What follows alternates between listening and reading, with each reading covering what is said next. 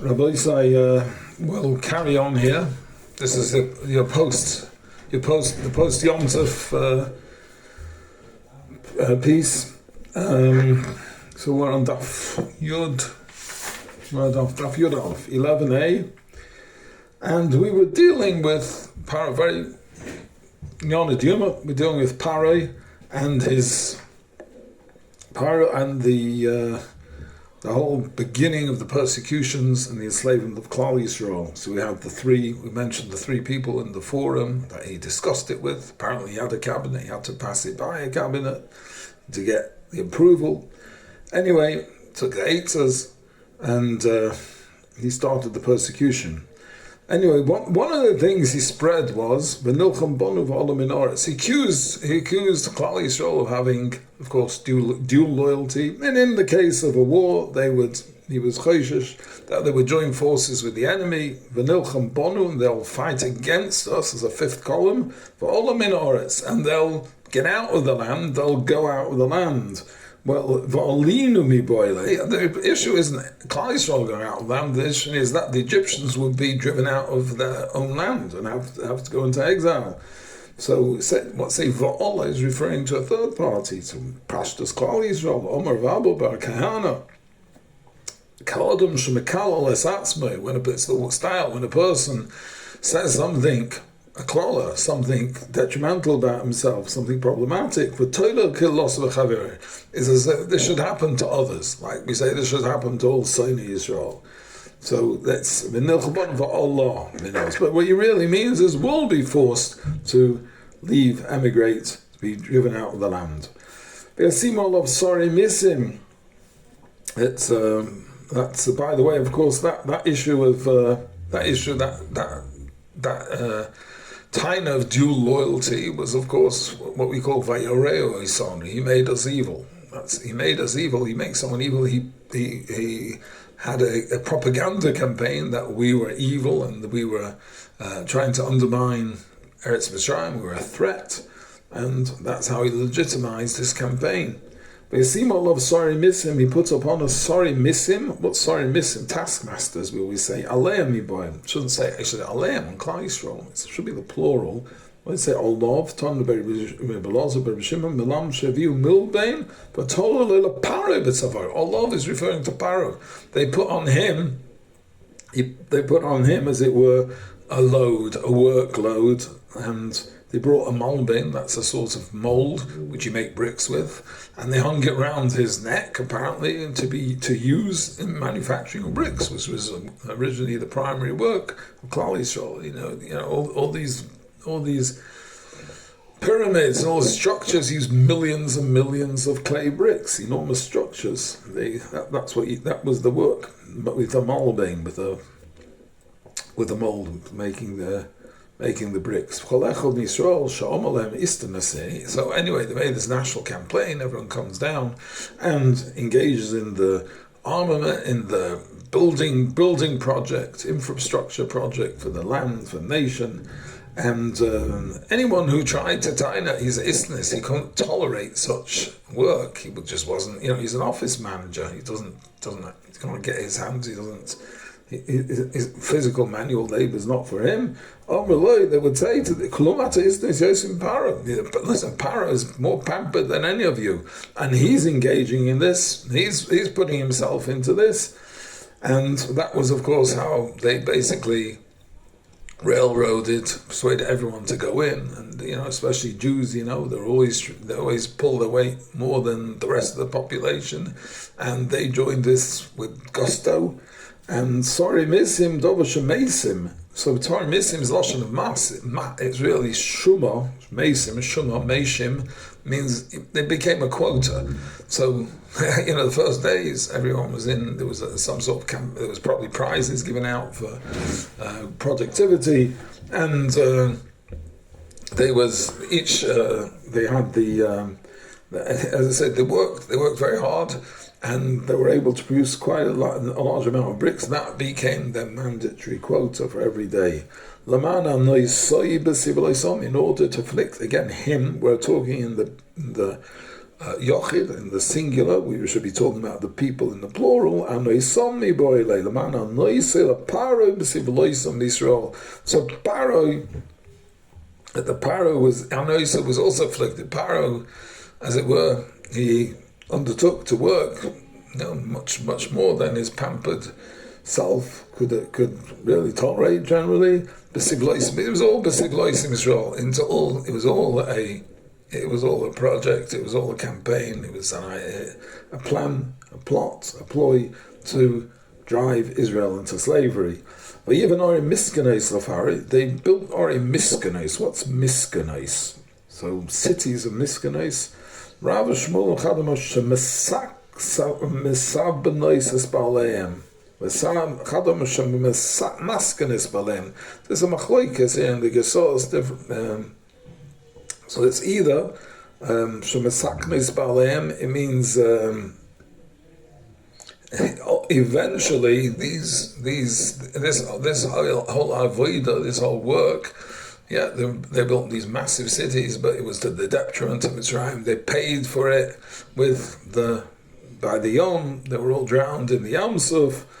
And so it was something, ultimately they paid for it, and they lost everything because of it, including their lives. The other Lashon that's Miskanos. Really, Miskanos means poverty-stricken, but Miskanos is, Miskain is a pauper.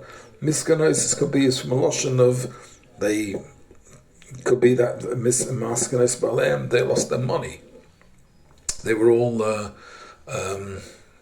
after the whole fortune of Mitzrayim was lost, and Klal Yisrael went out, and the Biza Sayom, that they recovered at the Yam Suf, so ultimately led to the impoverishment of Yerushalayim. There's another Gersa, again, it's not so clear what the Gersa is, so we have either that they were put into danger, they ended up had a sorry end, or the Giras is misaknos, impoverished. Those who drove this project of building the city, Mitzrayim, or you've got the idea here brings a Tomar Kol Ha'isit with Binyan Mismaskein. That's so Rashi doesn't want this Giras in, but this. It really means Kol Ha'isit Binyan Mismaskein is somehow.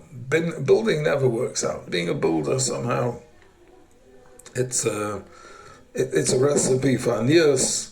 But Rashi says it doesn't belong here. But there is such a phrase. Certainly if you don't really understand building, anyone who's tried to build a house, even you do shipputzim, it's like that. But if you build a house initially, you end up. If you don't know what you're doing, there's nothing like a drain on the finances, in being engaged in building a house. The other pshat is masaknos. It means it was dangerous, posha dangerous. I mean, I believe, I think someone told me that in Qatar, when they built the World Cup stadium now in Qatar, I think 8,000 foreign workers lost their lives in the building of the stadium. There was sort of a little bit of a simper from the international community about it, but no one really makes that much of a fuss. But 8,000 people lost their lives. But the way I stood it, it's because of the heat, the intense heat, working in those, and Bechlal working at heights, and people lose their lives. That was in the modern day and age. 8,000 people lose their life. You can imagine how many people lost their lives on these massive projects in the desert there in Mitzrayim, back in ancient times. All right, Rav Shmuel, it says as Pisom es Ramses. Rav Shmuel Chadom Pisom Shema. The name of the city was Pisom. V'lo Mikroshma Ramses Sharishan Rishon Misraises. They crumbled away. They weren't built on proper. With proper foundations. Really, I guess the desert sands couldn't really take the weight of this massive building. V'chadom Ramses Shema, the name of these cities was Ramses. V'lom nikra Shema Pisoim, Rishon Pisoim Boiloi.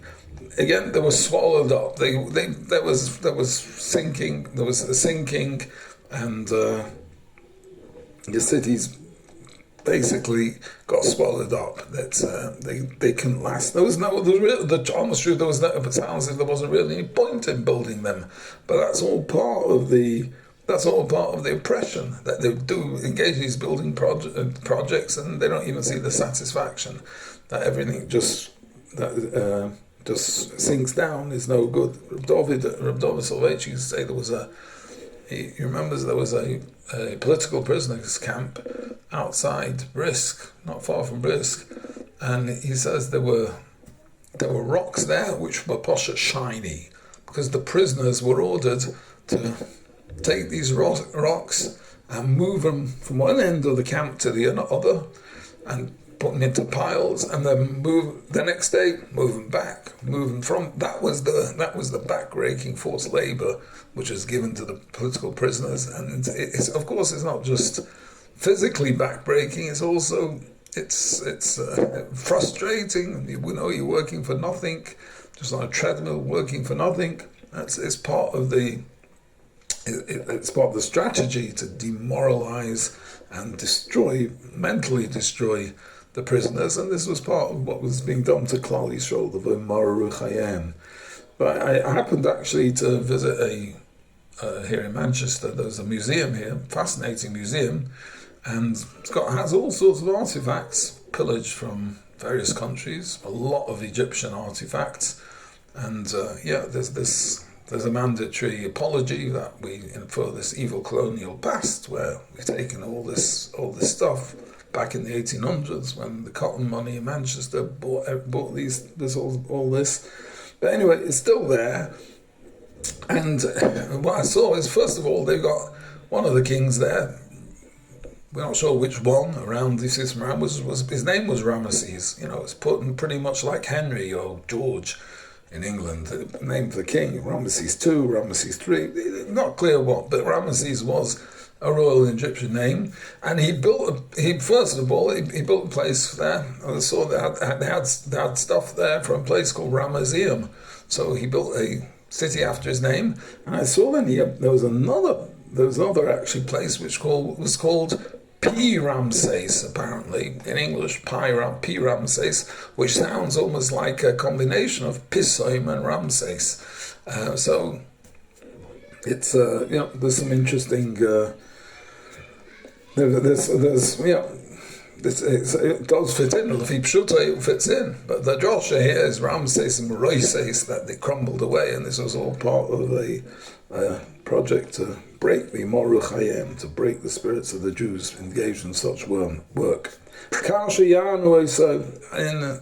As much as they afflicted Klal Yisrael, Kain Yirba v'Kain Yifroitz, so he multiplied and spread out. Came Robu v'chem portsumi boil. Again, the syntax is wrong. It sounds like the future, and it should say as much as it did. This is what happened, not what will happen. Yerb is what will happen. There was, as it were, a basko, a heavenly voice saying, "Kain Yerba v'Kain Yifroitz." You're saying Pen Yerba the Empress, so we're trying to control them, bring down their populations. Kain Yerba. Whatever you do, Adrab, it's not going to work. The more they are going to increase and multiply. They kutzum ibnei bnei Yisrael. What's this? Bnei Yisrael. Somehow they were almost disgusted with the Klal Yisrael. They were bothered by the presence of Klal Yisrael in their land, the Egyptians. It was like thorns in their eyes. They were seeing Klal Yisrael, how the Klal Yisrael were growing, and it was as again thorns in their eyes. And nowadays we say thorns in your side. The Avidu Mitzrayim is Bnei Yisrael beforach. They worked them beforach. What's this word beforach? Beperach. Initially, they drew them into this whole hard labor, forced labor, beperach, with these promises and with so benign, gentle, national service, volunteering. Eventually, it turned into slavery. Reb Shmuel ben Achmeni, bepricha, backbreaking work, forced labor. I think what they used to say with rigor, They worked in rigor. Initially, the work was actually building projects, which has a measure of satisfaction, maybe. Then they didn't use them for nationally, so at least building national infrastructure. There's some sort of excuse, but in the end, there was b'avodah b'soda. They were given out as slaves for all sorts of hard work, soda in the fields, agricultural labourers, and there's kol avodas of the b'meforach. Then that was eventually it became they were just at the beck of call of all Egyptians, and any form of work was valid to give to a Jew. Mi beis avodim, there were avodim la avodim. Omer Reb Shmuel ben Achmeni, Omer Reb Yonasan, Shai machlifim melechas hanoshim lanoshim lechanoshim lanoshim. The perach is part of it. Part of it here is it says again perach. So perach means that they would what was rigorous, what was the difficulties of it was they would especially do work which women have more aptitude than men. They would give to the men, and again, like women are good at carrying things on their heads. Men aren't. The men had to carry things on their heads. Women are not so good carrying things slung over the shoulders. They're built differently. Well, they forbade women to put things on their head.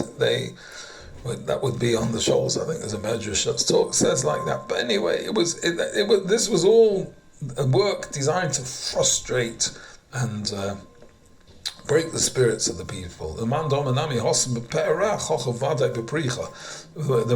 says perach. Before talked about the gentleness, the propaganda, the persuasion, gentle persuasion, the benignness. That was originally here already with the translated word. He would agree that here it already means pricha, which means this backbreaking labor. Dorish Rebavira. In the schar, because of the merits of the noshim, the righteous women in that dur, Nigalu Yisrael Mitzrayim, Klal Yisrael were redeemed from Mitzrayim. B'shosh Hilchas Lishev Mayim.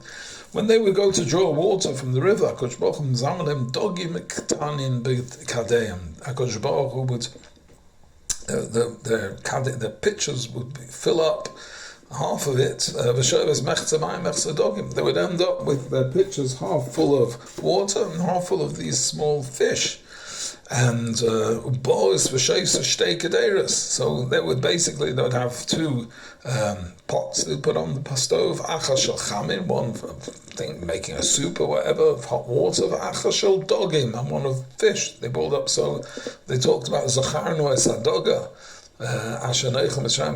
They talked about remembering the fish that they ate for free. That is what they ate. Apparently the Egyptians were not particularly generous with food rations. They had to fend for themselves, and the Kodesh Baruch Hu brought them this fish, gave them the fish, and that sort of kept them going. That was the Noshim Sikonius. There was Eicha to that.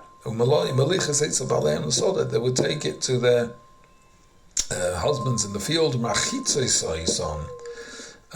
They would wash them with the chamim, with hot water. They would wash them down. They were exhausted from the work in the fields. Apparently they didn't come home. They were kept out in the fields like animals, and they could not come home, which was probably part of the campaign to limit the population growth of the Jews.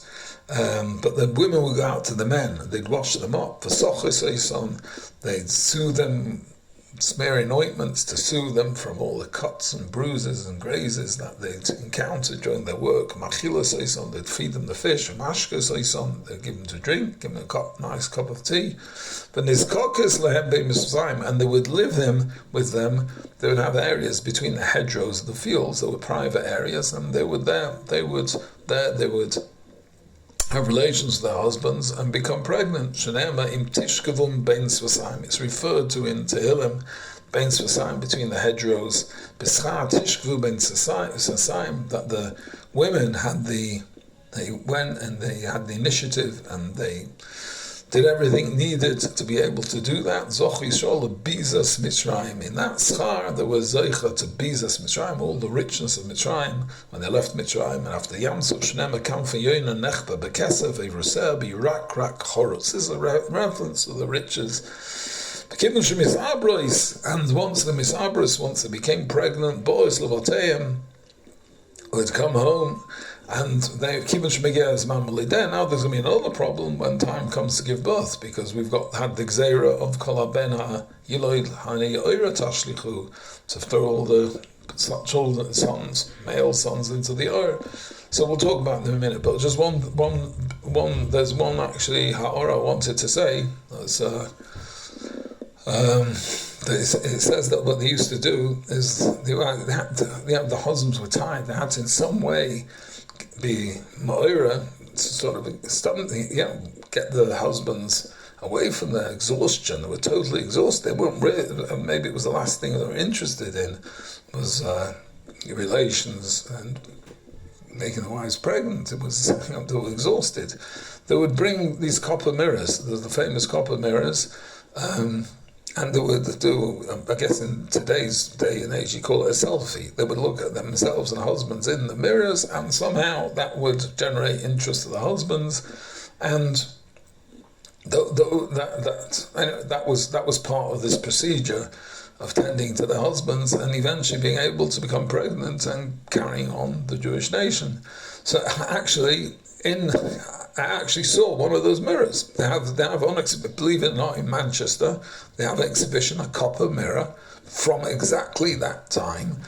And I actually saw most of those mirrors, by the way, eventually ended up as being the raw material for the kior, which was the tara of the Kohanim in the base of Mikdash.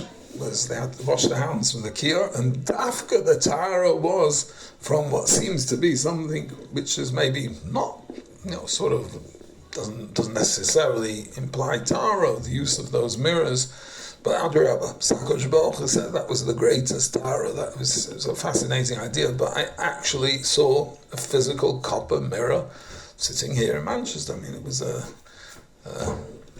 tremendous experience to actually see one of them, and having just learned this Gemara. The time came to give birth. They couldn't give birth in town. There was tremendous inspectors, and there was constant searches mounted. You just couldn't do it.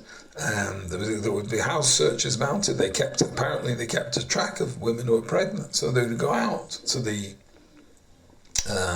fields, I guess a little bit before the due date. It's a pasuk in Shir Hashem, Kavyochal HaKadosh Baruch Hu was ma'ira, stimulated the birth tachas ha'tepuach. They would take shade under the apple trees out there in the countryside, and they would give birth there. But they would have to abandon the babies. There's no way they could go back into town holding a baby, and the houses were also. They were all under inspection. Those house searches. So there's nothing. They had no brera. So basically, they relied on total bitochen on HaKadosh Baruch Hu, and just they left the babies there.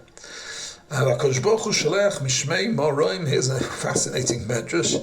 HaKadosh Baruch Hu sent from heaven misha manki mashbeison. Kaviyachol shliach was sent to manki mashbe to basically to tend to them. Mankir means to clean them. Someone's got to diaper them, to clean them, and then mashberoisam to soothe them, to massage their limbs, all the things you do to a young baby. Kachaya zusha meshaperes blood, just like you'd have a human midwife who takes care of the blood. You're talking about newborns. They gave birth and they had to go back into town. They had no idea what would happen to their children. Kaviochel, Rabbeinu Shalom, took care of them. There was the Shekhinah was there, and even there was no one to cut the umbilical cords. They just delivered the babies, I guess, with the placentas, and just had to leave them there. I assume staying there, by the way, was dangerous. There was a limit of time, how long they could stay there. They won't wash and everything after the birth, everything you have to tend to a newborn.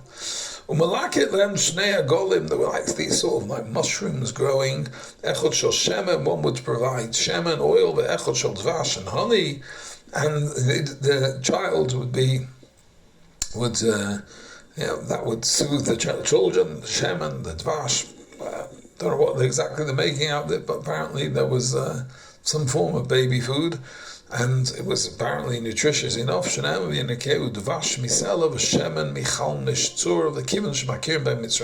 Egyptians eventually got to know that idea. There was a whole nursery going on out there, and they heard about it, and they came to look for these babies to kill them. There was a nest made with lawn bekarka. They were somehow absorbed into the ground. They sunk into the ground. Maybe in Shforim, they would bring then heavy oxen with plows and the Chorshon al to plow on top of them to try and bring them up.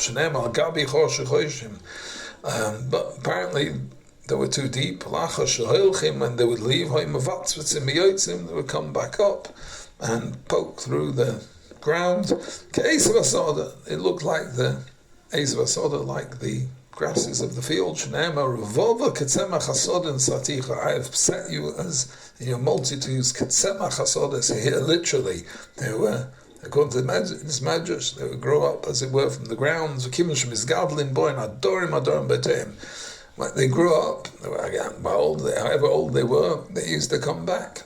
Whole groups of them, they would come back to town, to the Jewish areas, and they would be readopted by the parents. You grew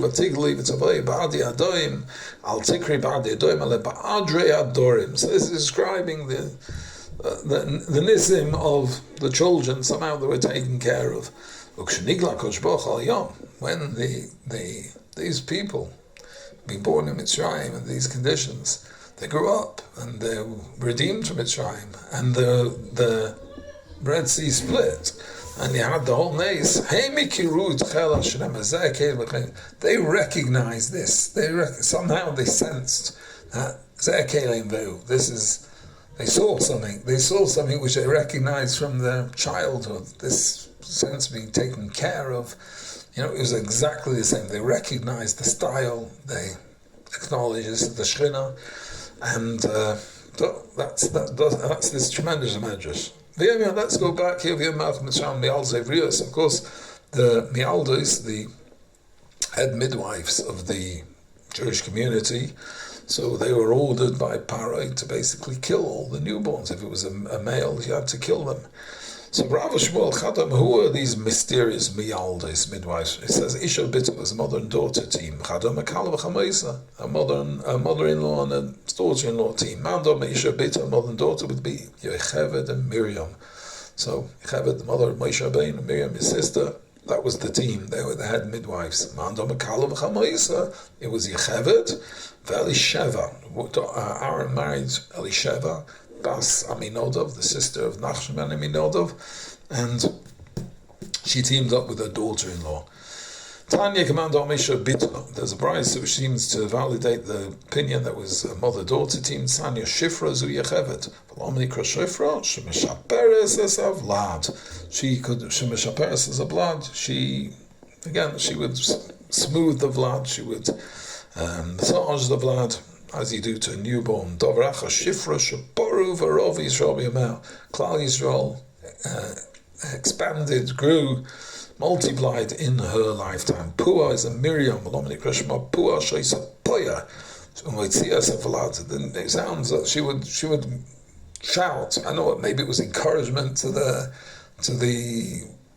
woman who's in under delivery. But somehow she would shout and the vlad would come out. She'd encourage the woman, that's maybe the pshat, and bring out the vlad, deliver the vlad. Dovracha poya, she said, poya baruch HaKodesh. Miriam was poya. She spoke. Pia means that she spoke out. She declared, you can say, baruch HaKodesh. She had ruach HaKodesh. Vaymeres asida imi shetela ben shmeshes Yisrael. She prophesied that her mother would have a child who would be the Redeemer of Israel. Vayoma. Anyway, we'll see more about that later. But Miriam had a madreg of Nevuah, right? She had a mother like Yocheved, father like Amram, Gdolei Adar. She was brought up in the right environment. It was she was the older sister, Moshe and Aaron. So they were all Nevi'im. Aaron certainly was a Navi Mitzrayim. So that was in the family. Here it says, Parah says, when you deliver the children of the Ivrios, of the Ivri women, my avonim, Risanas avonim, and you'll see them on the stones. What are these stones? He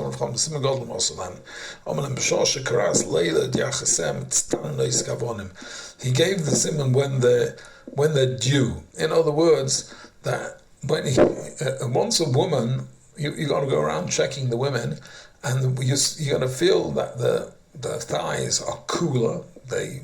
Because I assume the blood, I think that's the idea. The blood goes more, it's drawn more to the heart, away from the extremities. But anyway, when the thighs there's a change in temperature in the thighs, kavonim, they're already cool like stones. So then that's a simon that they're ready to give birth. So don't buy it. When they say, and that way, you know that they're about to give birth. You inspect them, you check them out, they're about to give birth, and you keep them under supervision so that they shouldn't give birth. And then you come back and say, well, what happened? They would just say, Rash says, it was an AFL, it was a miscarriage. You're going to get them, keep them under supervision once they get to that stage.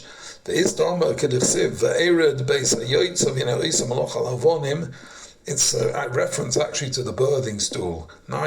Just like a potter, Yerach Mikam, he has his legs spread, the Sadam Bemtza, he's got his, Sadam literally means an anvil, but he's got really his potter's platform in between his legs. For Isha, the same thing, Yerach Mikam, there's a Yerach one side, Yerach Mikam, a Vlad Bemtza. So it's called the Avonim, it's a reference to the Tzura of the way a potter sits with his legs spread eagle, so too would be with a woman delivering a baby. In Ben Huvamitenos, if it's a son, kill him. Omer of Chanina Simon Godlemoson. Again, Paro apparently was very knowledgeable. Maybe his advisors told him, but he says the simon of how to know it's a male is Ben Ponov Lamato, Bas Ponel Lamala. So we don't know what this is. I believe there's those who say obviously Nishtana Tivim, but that the sons come out facing downwards, the girls facing upwards. All right, whatever it is, but he gave him a simon to know what it was a ben, and I think the Mepharshim say that way he could actually kill them if they saw the child was coming out face down. It was a boy, he could kill it before it was fully delivered. And that way, he would actually be considered having murdered. He would have been killing in utero, and right, even nowadays that stuff, is considered, the height of civilization to kill children, full-term children in utero. That's shouldn't be a problem at all. Everyone has a right to do that. Well, that's what he was saying. Not when they're born. That we're not talking about, but as you see them coming out in the birthing child, you can kill them too. So I'm sure it would strike a lot of echoes of a lot of very advanced, progressive type of thinkers in the Western world.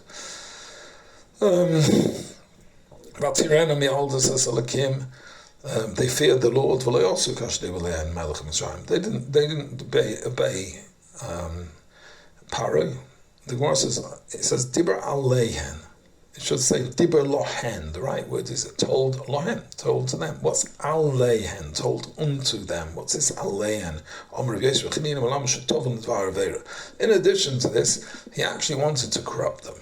And one of the ways of corrupting them and somehow getting them under his control was he actually propositioned them, which you got the emperor, was not used to being turned down. And they just ignored him. It's not just they didn't listen, they ignored him, water off a duck's back. It meant nothing to them. Apparently, no women didn't turn down such a high profile exotic person like Barry. He's like a president, no one was going to turn him down. But it didn't mean anything for me, so there was no one to talk to. But they kept the children alive. In Loidan Shalom, he said, it doesn't say they didn't kill them. I'll show you my speaks to my Muslim. Chayena means they sustained them. They gave them, they gave them mime, Muslim. They fed them, and they were actively involved in keeping them alive. But Toimana mialdus al Paro kiloi kanoshim, and Paro called him in and says, I see no reduction in the birth rate of the Jewish people. They said because the Jewish women are not like the Egyptian women. They're kichoyas, he said. My choyas, ilem choyas mamish. If they're all midwives, well, when a midwife goes into starts to deliver a baby, she needs another midwife to help her. They're considered chayas, like animals, wild animals. Yehuda is gur, aryeh, lion, don, yidon, nochosh, snake. Naphtali, ayola shlucha, is a gazelle, isocha, chamoyer goren, like they're compared in the brachas to Chayos. Yosef is B'chor Shor, be known as Zev Yitrov. Ksiv Bey, whoever it says about Chayos, well, it's Beferish, it's explicit. Whoever it doesn't say that comparison, it says there's a generality about Klal Yisrael. Ma'imcha lovi bein arayos rovtzoi, mother lioness, crouching between the lions. Anyway, what they said is they've got different, they're just different from Mitzrayim. They claim they didn't need mialdus, they didn't need midwives. They're like animals who give birth and instinctively know what to do giving birth, and they don't need any help. They feared the Lord, HaKadosh Baruch Hu rewarded, made them botim, houses. So Rav Shmuel Chadom, what does he mean, made them houses? What sort of reward is that? And especially what would be the midah connected midah? He made them houses. What is that? So Rav Shmuel Chadom, bote kuna, bote levia. So that's a midah connected midah. They carried on the yichus of Klal Yisrael. They carried on. They were rewarded with the yichus that they would have children. Koyanim, Leviim. By the way, this idea of Yichus is interesting because the truth is there would have been Jews because the parallel goes all Schorim. It was guys against the Schorim. There would be Jewish girls. The children would technically be Jewish because they have a Jewish mother. However, there wouldn't be a Yichus. There'd be no fathers to be Messiachas to. They'd marry Egyptians. No fathers to Mizrachas, even if they would be technically Jewish. Here they got Yichus. They promoted the Yichus, and they got in return the Yichus, Botei Kuna Botei Levia, V'chadom Botei Malchus. Botei Malchus, Mandom Botei Kuna Levia, Aaron and Moshe. So that's the Botim. Mandom Botei Malchus, David Nami Miriam Kasi. Now David Melech, who actually we'll see, is a descendant of Miriam. We'll see how that works soon. Just a Bote Kuna, Bote Levia. It's basically what's the Botim? Multiple houses. They're all Beis Levi. They're all basically Leviim. So there's a Moshe actually is a Kohen, a Levi, just with the added mile of being a Kohen, or he's actually not a Levi at all. There's a Levi, and the Kohen is a new category, and he no longer actually has the status of Levi. If somehow he loses Kedushas Kuna, it doesn't revert to be a Levi, he becomes a Yisrael. So on that basis, if you'd say that then that's bottom. But if you say a Kohen is just an upgraded Levi, so then it's really one bias. So then you'd have to say teretz that the botim means botim halchas. Just one aside. What's the Pshutei Shemikra? What's Pasha Pshat before these drushes, the Chazal? So bottom, the Rashbam says, Par built them houses. Maybe hospitals or something. He built them houses. What's it mean? So my father, Zichron Livracha, says, in an imitable way, he says, what Para did, he says, how am I going to corrupt him? I'll corrupt him. I'm going to build them moistus. I'm going to build them institutions. They're going to have the Miriam Memorial Hospital, the Yocheved Hospital. Yeah, each one of them giving a big hospital government funding. Once you got government funding, we got you in. Now we've got you in our pockets, and then you'll do anything to keep the place going. You'll have to, that way all these terutzim will go somehow. You want to keep your institution going. You're gonna have your kids working in there, and all the big donations and plaques coming in. You're going to want to keep it going. You'll end up towing the line. Anyway, the Gemara says.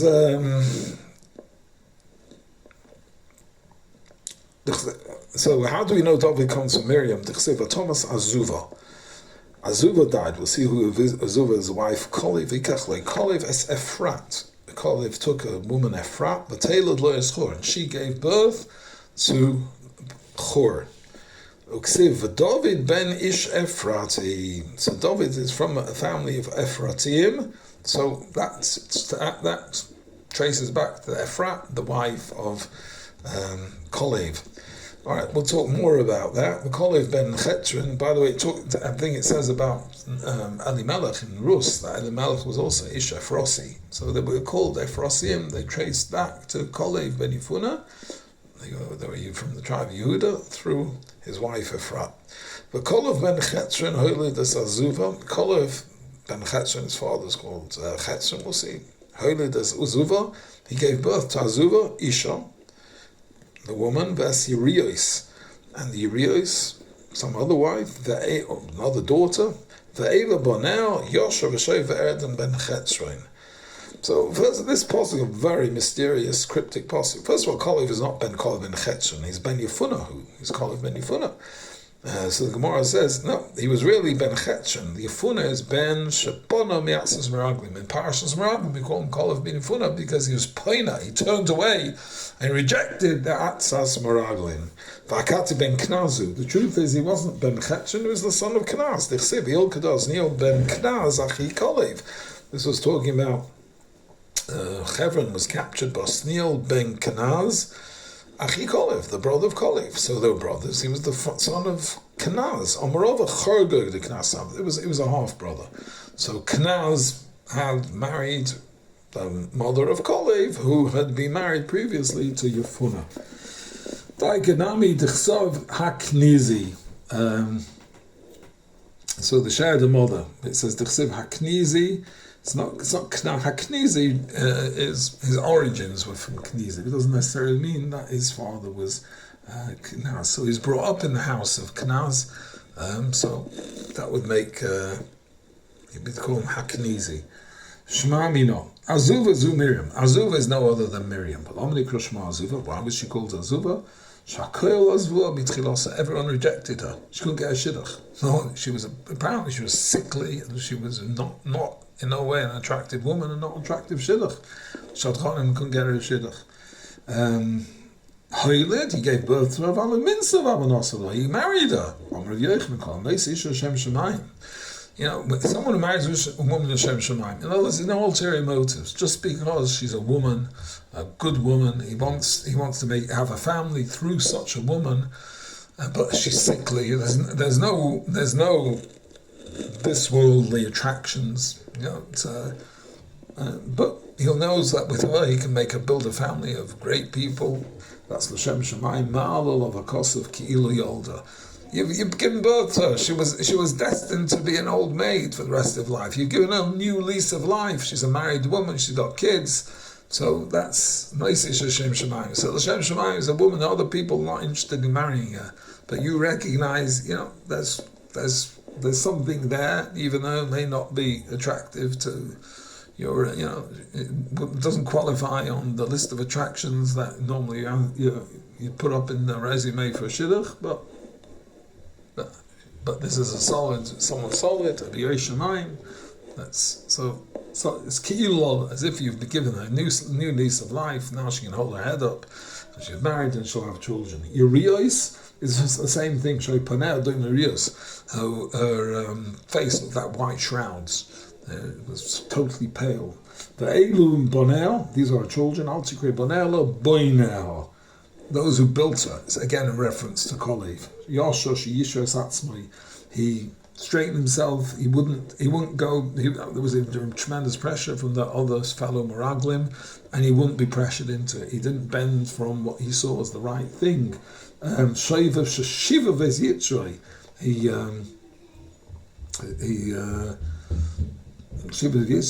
captured his Yetzer. He was not, again, Rashi's got a different Sosada b'Yitzray.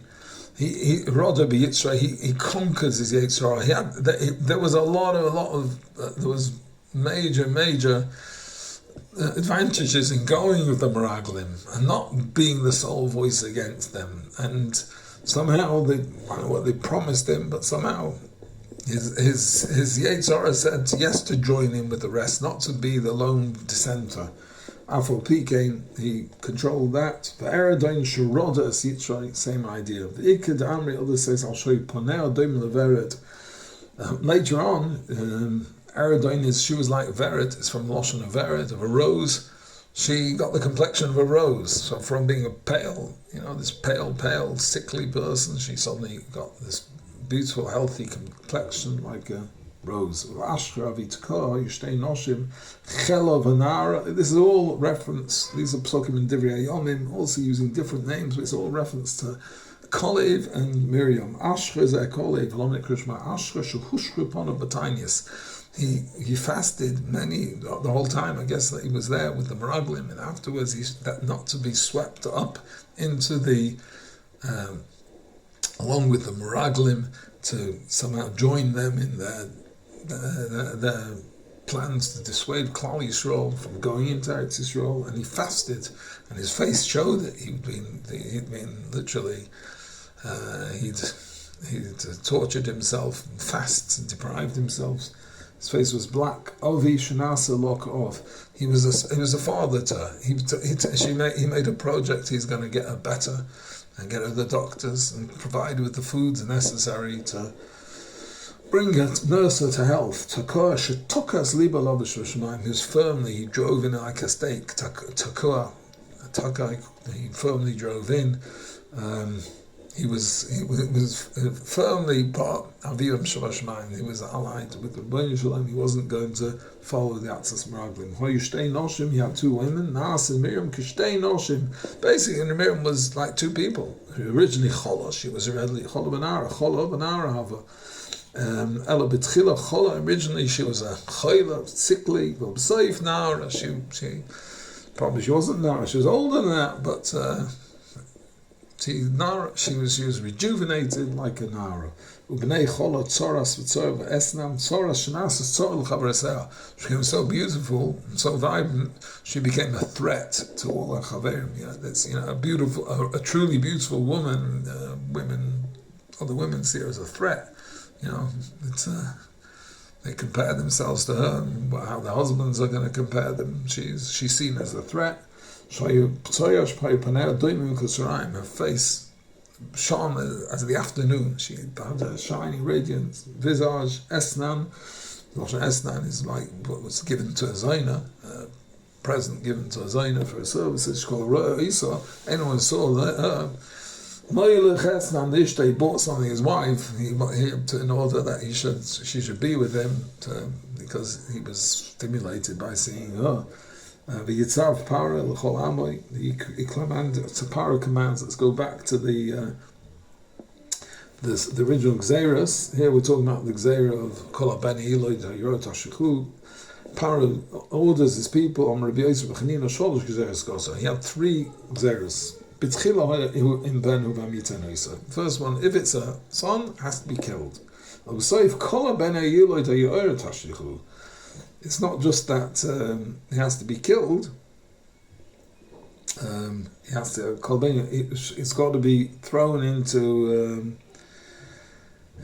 Basically, it was. Rashi puts it like this: the first word, he was relying on the midwives to kill. He had all male children have to be terminated, have to be killed. But that didn't work. Then he says, then he brought in the army, he brought inspectors who would seize the children, the male children, and because at the beginning he wasn't actually going to kill children. He's not before birth, fine. But now he was actually said any male child will be seized and thrown into the Yar, into the Nile. The B'Saif Afalamagos, eventually the Gzera was also on Egyptian children.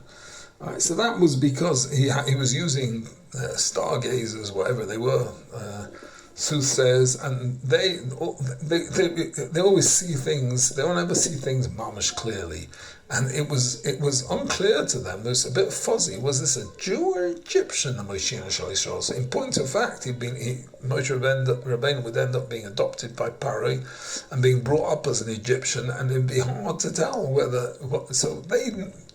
It would be a bit of both.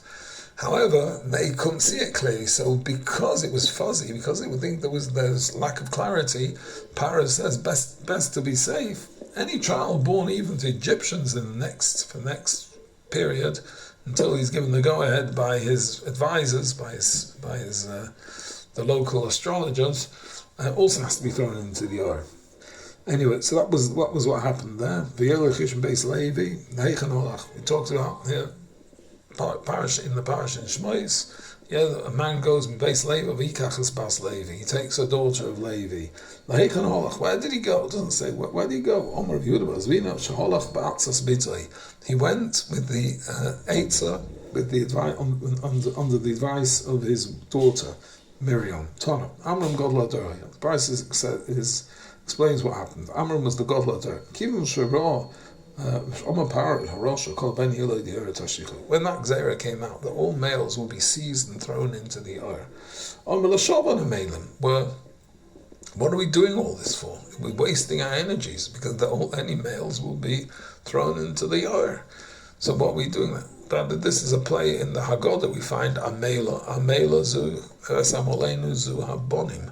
So it's exactly, that's really echoing Amram saying, L'shavanu Amelim. Well, our Omal is for naught. What are we doing it for? It's having children, and it wasn't so easy, we saw before. Most never should have children, and for what? He divorced his wife. They all separated from the wives. So Miriam says to Abba, Tati, your Gzera is more strict than Paro.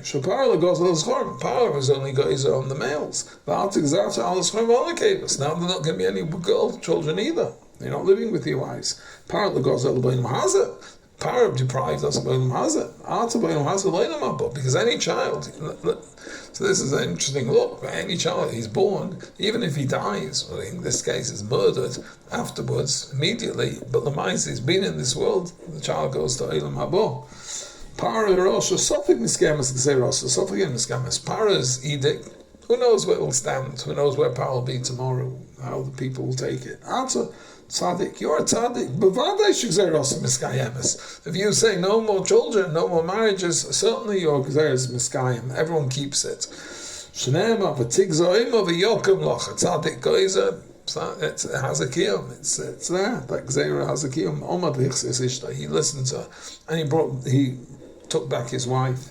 Everyone followed his example, took back their wives. It says so it's a remarriage. It's not that he initially took her, it's v'yachse, he took her back.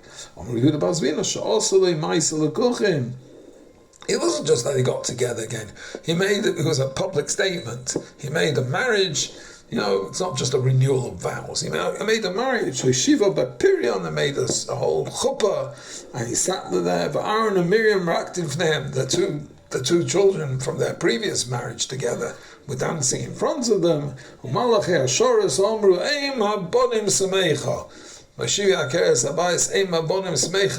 that pasuk on Moshivi Akeres Abayis. Yocheved going back to her household.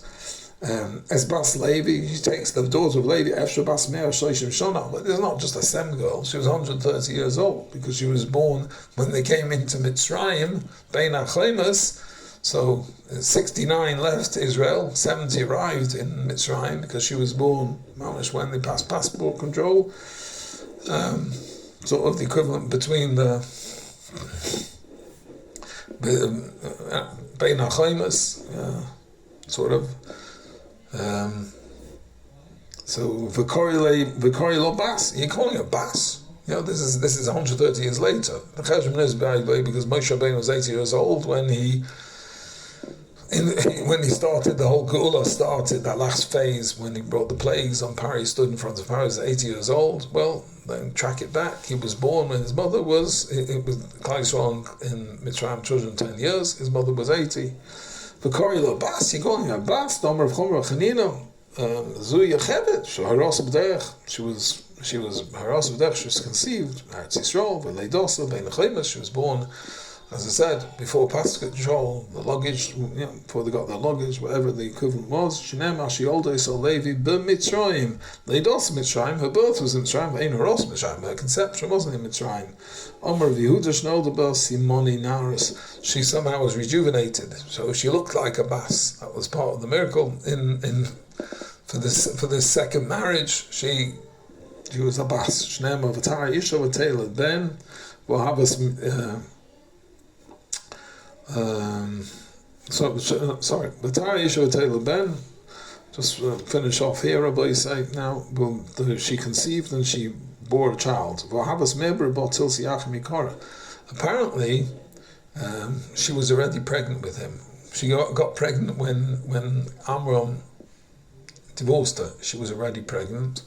Maybe she didn't know, but anyway, the whole idea was, by the way, any person got married, so the Egyptian inspectors, whoever the registrars would mark him down and say, right, 9 months' time we're going to be checking on you, because the assumption is that you'll have a baby by then, or be pregnant, whatever. We're going to start sending inspectors.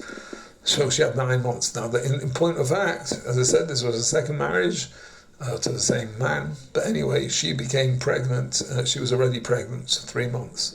So Moshe was born actually 6 months after the marriage, to being remarried to Amram, which gave 3 months of breathing space, a window where she could be at home and she wouldn't have been under inspection.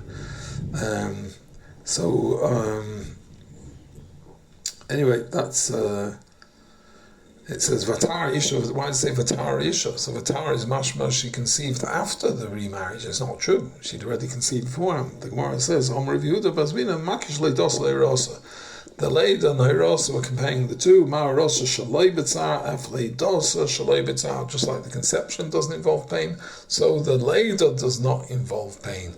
Makal Noshim Sikonia Shalohayu B'Piska Shchava. The curse of Chava, of the pain of childbirth, does not apply to Noshim Sikonius. Actually, the legend has it, there was a lady, my time actually, she had a child who once used to come to this Daf Yomi Shia. She had about 15 children, and the legend went that she suffered absolutely no pain. She was the wife of a great tzaddik, and she herself was a tzaddik, never ever spoke Lashon Hara, and her births, apparently, again, this was a legend that was going around England in my times, her births were absolutely painless. But Teira say Kitoivi, that she saw that he was good. Tamir Merim a Toiv Shemai. He was called Toiv. Rebudaim a Tuvia Shemai. The takeoff of that. And the Chemioim a Hogun Nevius. He was worthy of Nevuas. He had all the qualities necessary for Nevius. I guess she saw Nevius needs certain qualities: stability, tranquility.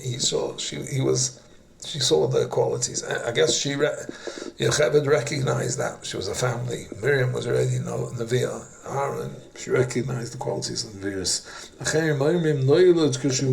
He was born Kishumal. That's Kitoiv.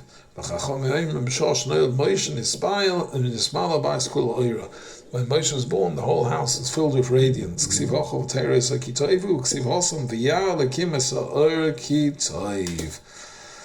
And she saw that's the Oir Agonos of that was so Toiv is a reference to Oir. Anyway, that's what we have here. The Moshe Rabbeinu, the house was full of Oir, an indication of what Moshe Rabbeinu was. All right, Rabbi Isai, I hope if I can I'll put up another segment. All right, but all right, enjoy, as I say, enjoy your Isra Chag. Kol Tov, regards from England. Kol Tov.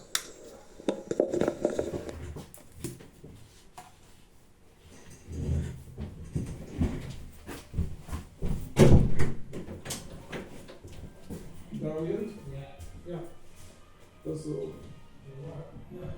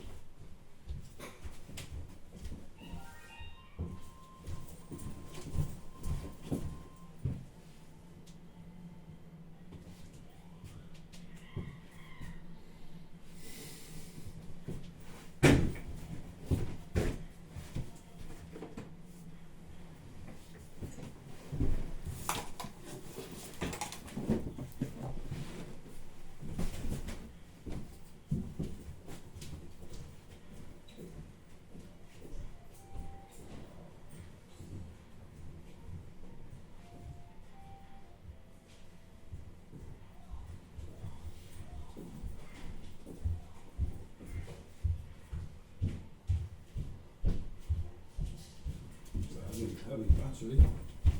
Yeah, charging the phone about 3 times. Oh, it's still going. Yeah. I'm going to stop.